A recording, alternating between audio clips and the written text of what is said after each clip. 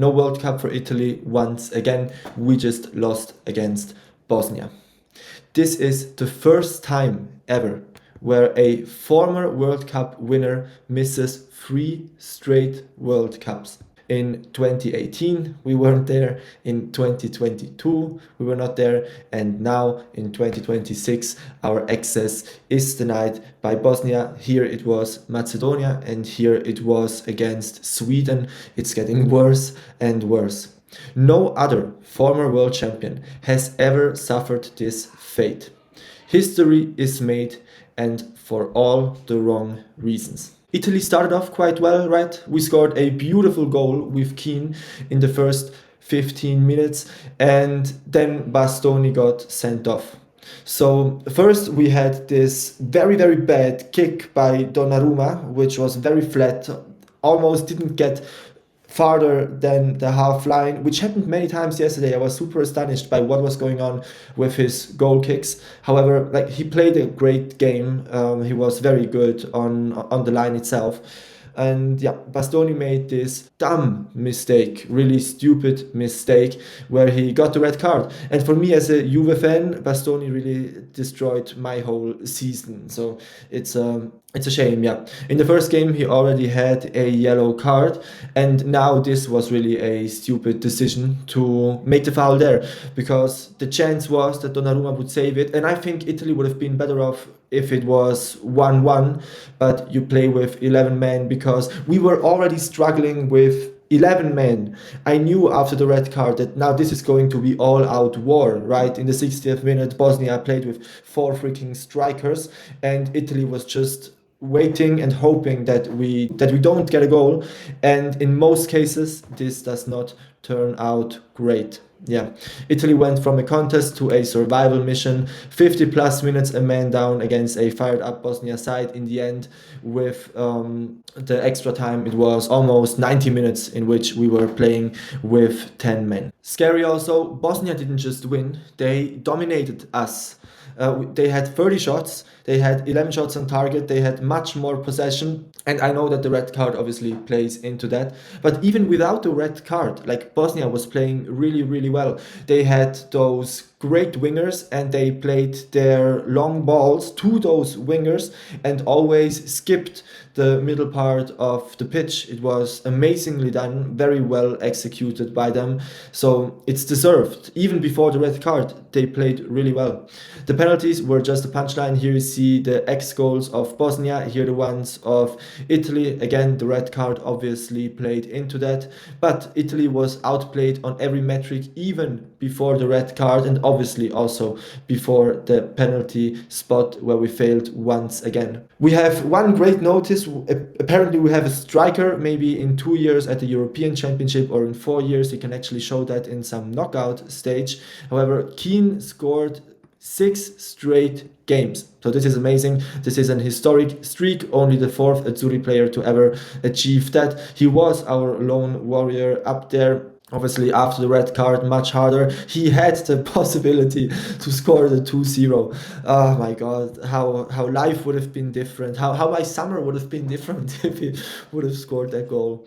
The cruelty, yeah, brilliance in attack, disaster in the shootout, definitely bad in the shootout, Italy. And Keane obviously wasn't there to set his mark. Pio Esposito did that for us. Yeah, for one, it wasn't even close. Super amazing. Bosnia scored every single penalty. We started off bad with Esposito already, and then Cristante, which in my opinion should never shoot a penalty, actually shot the penalty to the crossbar, and unfortunately after that penalty I knew more or less that we were finished off.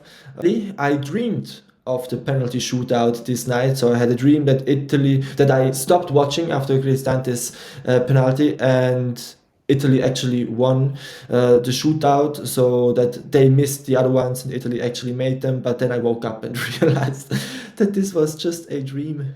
Very sad, yeah. Let's have a quick look at stats. Let's start with the stats of the first half right here. So in the first half, the possession was 55 to 44. Possession lost in defensive half was 16 to 18, meaning Italy lost more balls in their first half, really bad. Possession lost in middle third. This is where Bosnia lost more, but this is also like how it should be, right? You lose them when you're attacking, not when you're defending. Duels was same.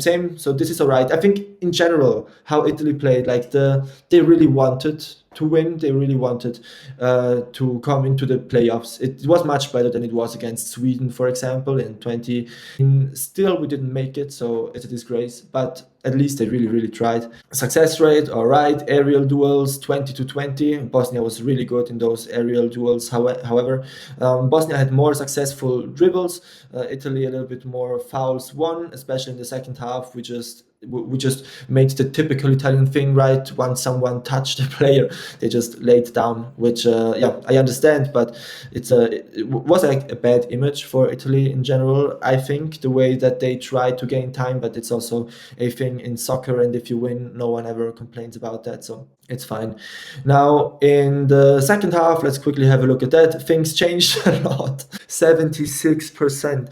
And I hoped it wouldn't be the case. I hope they at least try to play even with one man down. I mean, they're Italy against Bosnia. You can still try to play, but apparently this didn't work. Possession lost in defensive half, 31 balls. It's a disgrace. In middle third, this is fine. Duels is also fine. Success rate also fine. Aerial duels also fine. So very similar there. Aerial duels won.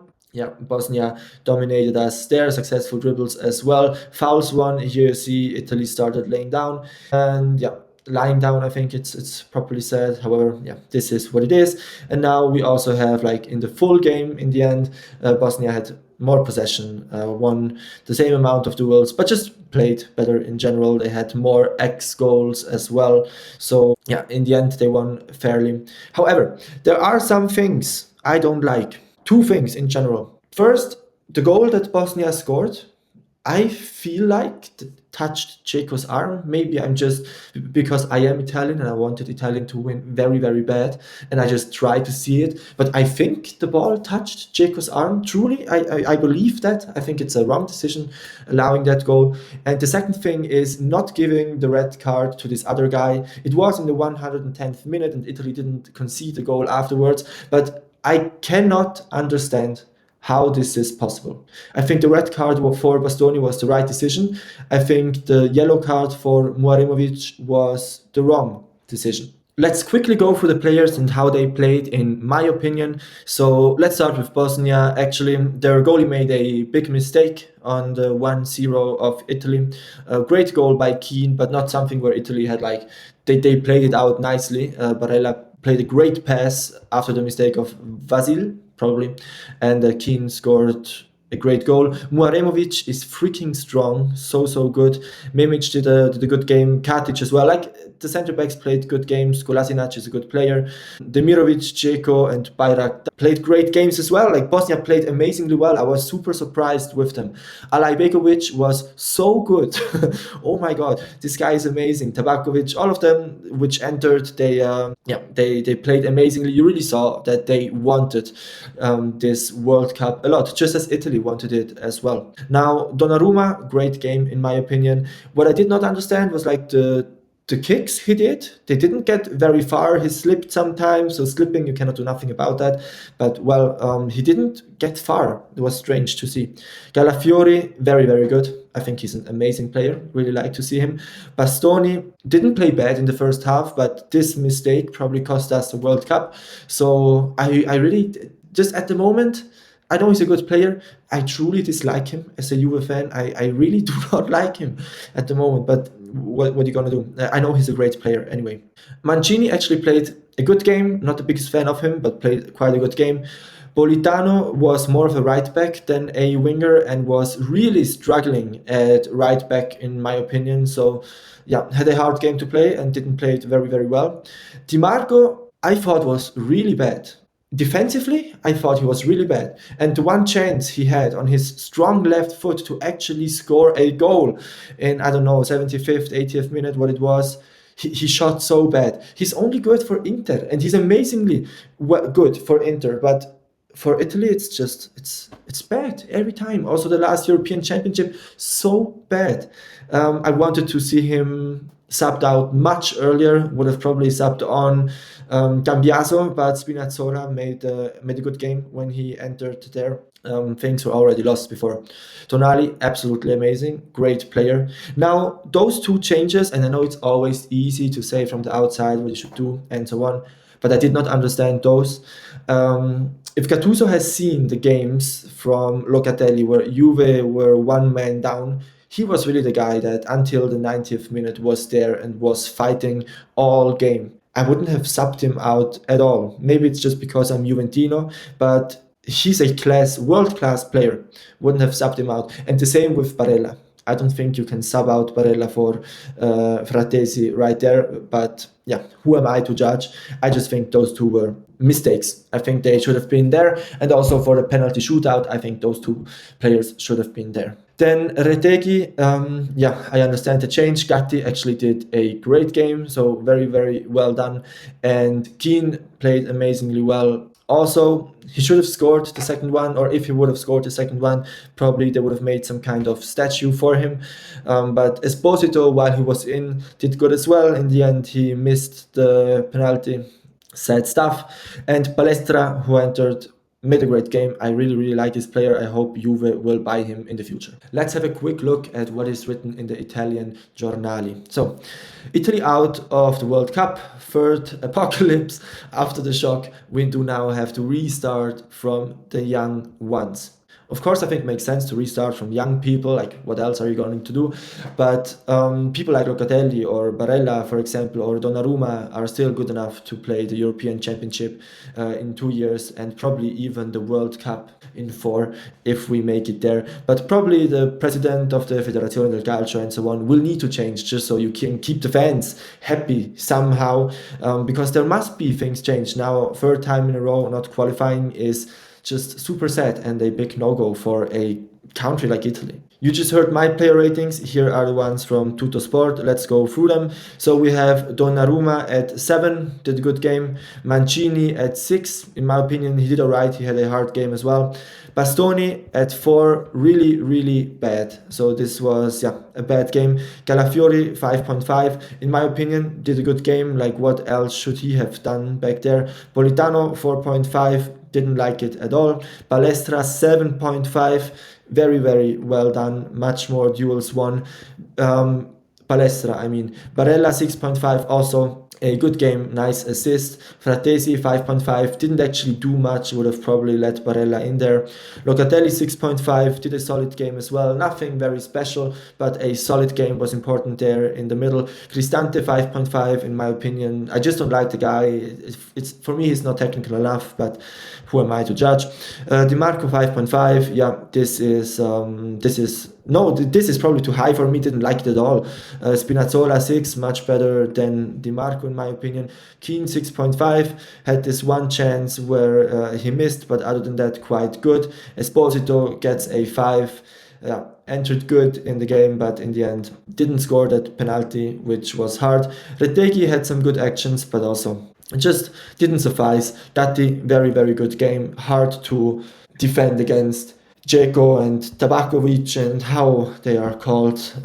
They had good strikers, Demirovic and so on. Gattuso, a 6. It's fine, yeah. As I said, there are just some changes that he did with which I am not super on the same line. But other than that, what you gonna do? After the red card, it was very hard. Bosnia played a good game. Italy is a nation frozen in time. This is my first video actually about soccer. I played football for quite a long time at quite a professional level, and I'm a big fan. And yesterday I just felt so emotional. I haven't felt so emotional in a long time. The last time was Juve Galatasaray, and it was not as bad as yesterday. So I thought, let me take this opportunity to start my journey maybe into creating content about soccer and so on. And here I am. And also my very first memory is winning the World Cup in 2006. This is like the very first memory I have in my head as a 4-year-old child when Italy won the World Cup. I have many pictures of it, and it's just like a big thing in my life, and it was very hard for me yesterday, so I thought, let me make this video today to just give off my opinion, and probably it's less bad and angry than most people are, because I played soccer for a long time. I know of football, don't hate me on that. I watch American football as well, and maybe football established itself there, and now I call it soccer sometimes, so I can keep it apart in my head. However, it has a very high place in my life, and I tend to probably not be as angry as other people, because I just understand that things happen in moments and can change instantaneously. And this time, once again, it went very bad. But we also had Bosnia against us, which wanted it just as much as Italy wanted it to happen. And it shouldn't happen this time, and it's okay. So, yeah. 2006, last World Cup win and last knockout match played. 2014, last World Cup appearance, group stage exit. This was hard as well. And now we missed 3 straight tournaments. The next chance is in 20. What makes me sad is the fact that many young boys and girls in Italy didn't get the chance to watch Italy at a World Cup yet. Like, this is really, and if I was a coach, and I would like to be a coach one day, I think this would be one of the things I would tell my players, like that we are playing for those young boys and girls which in summer are playing soccer on the beach and are sitting with their grandfathers in front of their television and wear the Italian t-shirt and just are full of emotions and want to see Italy win. And this is really, like, I get goosebumps just talking and thinking about this. This is what hurts me the most, not having those small little children being able to participate and experience Italy at a World Cup. On the other hand, we now have Bosnian children which are able to experience exactly that, right? So there's always like the other side as well. But as an Italian, you would obviously want Italy to participate. Can Italy ever fix this? I think for sure it will take some time right now. Like, we cannot fix it until 2030, so until then we do not know. But I'm sure we will find a way to fix this. We have strong enough players, and there will need to be the next World Cup where we will start again. And if it's not 2030, then maybe it's 2034. But I really hope and pray that we can make it work in 2030. Thanks so much for watching. Please subscribe and have a great day. Forza Italia. Adios.